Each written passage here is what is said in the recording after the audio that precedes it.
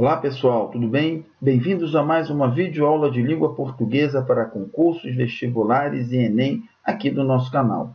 A videoaula de hoje vai ser dedicada à resolução das questões da banca FGV, Fundação Getúlio Vargas, uma banca muito tradicional que organiza concursos em todo o território nacional. Então você de qualquer lugar do Brasil que está pensando em fazer um concurso organizado pela FGV, pode se preparar no que diz respeito à língua portuguesa, acompanhando as nossas videoaulas aqui no canal. Para isso, basta você fazer uma inscrição aqui no canal e ficar sendo notificado das constantes atualizações que nós vamos fazer. Okay? Semanalmente, então, vamos postar esses vídeos e, se você acompanhar, certamente vai melhorar bastante o seu desempenho em língua portuguesa. Okay? Vai poder também esclarecer suas dúvidas, ok? Mandando a sua dúvida aqui para o canal e nós teremos todo o prazer em responder. Tá certo? Então vamos ver aí como é que a Getúlio Vargas organiza as provas de língua portuguesa, começando aí com a questão de número 1. Temos o seguinte: em geral, os arquitetos temos de nos ater às plantas que nos apresentam os proprietários. Nisso nos parecemos com os médicos. Há quem os chame para que diagnostiquem a enfermidade que deseja ter e lhe receite o regime que deseja seguir. Aí uma frase do Jacinto Benavente, ok? Que diz o seguinte, né? Em relação à questão. A questão propriamente dita está aqui. Então, nesse pensamento, há um erro de forma verbal no que diz respeito à concordância. Se é concordância e está falando de verbo, eu estou falando da concordância verbal, relação entre o verbo e o seu sujeito. Assinale a opção em que esse erro é adequadamente corrigido. Qual vai ser o erro aí, pessoal? O erro vai estar justamente no seguinte. Vamos olhar. Para ter um erro de concordância, tem que haver uma discrepância entre o verbo e o seu sujeito.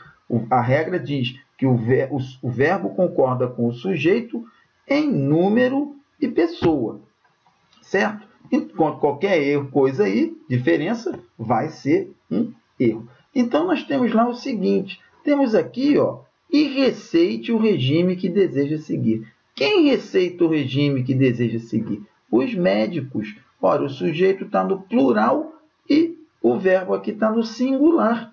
Logo, é a resposta da questão. Ok? O problema aqui é que a distância, né, entre o sujeito e o verbo atrapalhou o candidato. E esse é um dos truques mais frequentes aí com o assunto concordância, gente. Afastar o sujeito do verbo para que as palavras intervenientes ali atrapalhem a fixação da concordância. Você, esperto, não vai cair nesse truque, ok? E aí vai descobrir rapidamente, bastando para isso procurar o sujeito. Qual é o sujeito do receitar? Quem receita? Os médicos, ok? Então, fica aí corrigida a questão, certo? Letra E, resposta correta. Na 2, temos a frase aí do Sêneca, grande filósofo romano, né? Que disse uma vez o seguinte: nisto erramos, em ver a morte à nossa frente como um acontecimento futuro, enquanto grande parte dela já ficou para trás. Cada hora do nosso passado pertence à morte. A forma reduzida em ver a morte à nossa frente pode ser adequadamente desenvolvida pela seguinte oração. O que é, então, gente, desenvolver uma oração? Ok? Desenvolver uma oração reduzida é tirar o verbo, aqui, ó, da forma nominal. No caso, tirar do infinitivo. Ok? Flexionando esse verbo em um tempo e modo, de maneira que os sentidos permaneçam. Ok? Então, vamos analisar as opções. No item A está errado, porque eu transformou o verbo em um nome. Isso não é desenvolver. Desenvolver, você tem que deixar o verbo numa forma flexionada, ok? Tem que tirar da forma reduzida, mas não trocar por um nome correspondente, tá? No item B, o vermos, ok? Você colocou aqui, ao vermos, você continuou a usar o infinitivo, certo? Só que flexionado, mas não tirou, aqui está no infinitivo e aqui está no infinitivo também, tá? Então, não pode ser o item B. No item C, em que vejamos a morte à nossa frente, esse vai combinar, gente, porque o vejamos, que está aqui no presente do subjuntivo, é o verbo que se equivale mais ao infinitivo impessoal, ok? Então, o correto aqui, letra C, ok? O virmos aqui está no futuro do subjuntivo, ok? E não vai ser adequado. E o víssemos aqui também no imperfeito do subjuntivo não vai estar correto, porque o verbo no infinitivo vai pedir um verbo no presente, e o único verbo no presente aqui é o item C. Okay? Essa transformação de orações reduzidas para desenvolvidas e de desenvolvidas em reduzidas é um dos pontos mais cobrados pela Fundação Getúlio Vargas, que tem um estilo de prova, gente, em que determinadas questões gramaticais são muito enfocadas nos detalhes. Okay? A FGV não se caracteriza por abranger toda a gramática, mas por se concentrar em alguns tópicos delas e explorar cada detalhe. Okay? Então fica aí a dica para que você atente aos detalhes de cada tópico, não deixando de estudar aí as orações reduzidas. Okay? Na questão número 3, agora uma questão mais simples, mas não menos frequente. Mesmo porque acho que ele não se rebaixaria ao ponto de ser meu amigo, os conectores no início desse segmento têm valor de quê? Ora, o primeiro conector é o mesmo, que tem um valor concessivo. E o porquê, aqui em seguida, tem um valor explicativo. Logo, gente, facinho, letra C. O estudo da semântica das conjunções, que é o que está envolvido aqui, ó, conjunções é um dos tipos possíveis de conectores, certo? É um dos assuntos muito frequentes, porque permite ao formulador da questão associar gramática e texto, algo que é muito frequente em todas as bancas, mas também na Fundação Getúlio Vargas. Então, você pode ficar de olho nisso aí, estudando, né, esses sentidos das conjunções. No capítulo da gramática que fala sobre as conjunções, pode estudar isso aí no capítulo da gramática que fala das orações subordinadas e também quando estudar coesão e coerência textuais.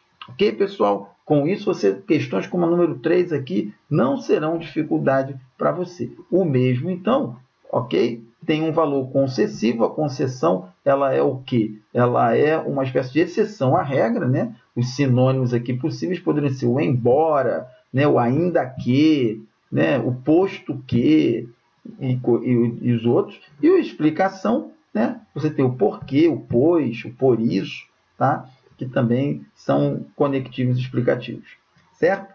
Questão de número 4, temos aí o seguinte: observe as frases a seguir, retiradas da nova gramática do português contemporâneo do Celso Cunha, talvez uma das gramáticas pedagógicas mais conhecidas.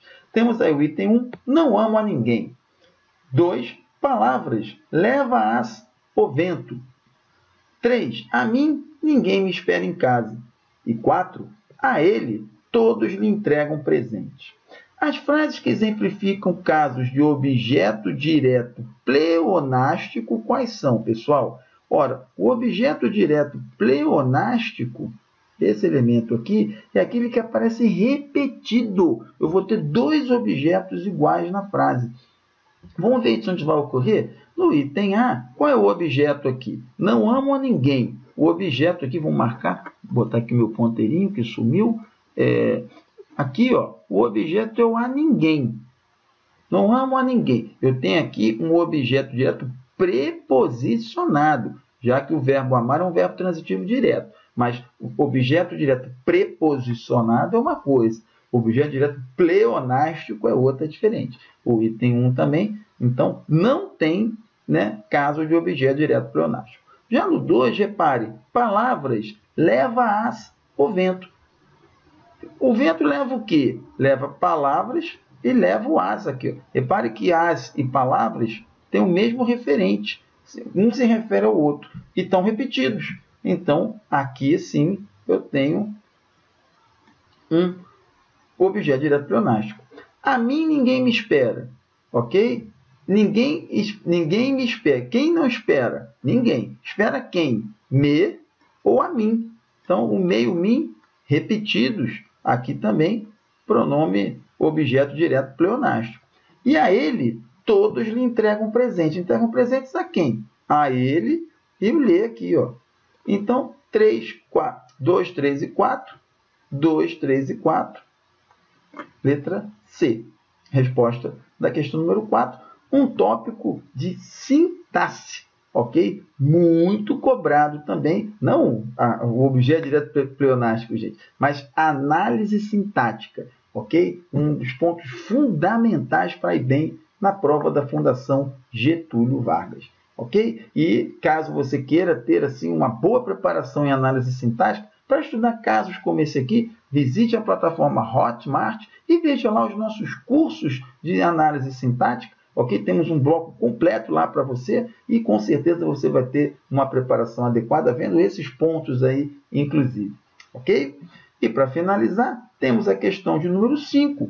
É comum na estruturação dos textos a presença da anáfora. O que é uma anáfora? Anáfora é sempre em que eu tenho um elemento que se refere a outro no texto, e esse outro está sendo citado antes. Ou seja, a anáfora ela é uma retomada de algo que já foi dito no texto.